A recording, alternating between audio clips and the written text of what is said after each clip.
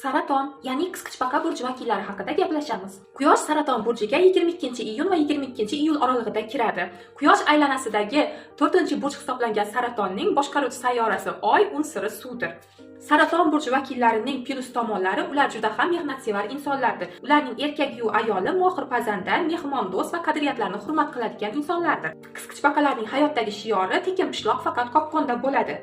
Ularning fikricha, har bir yutuqning orqasida 99% mehnat, 1% omad yotadi.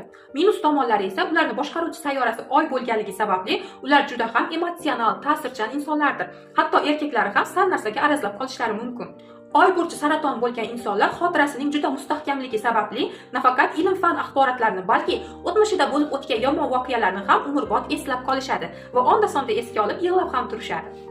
Ularning yana bir minus tomoni shundaki, ular emotsiyalarni ichga yutadilar, tashqariga chiqarmaydilar. Shu sababdan ularning ruhiyatida tez-tez tushkunlik, bosh qismi sohasida esa turli kamchiliklar kuzatilib turadi.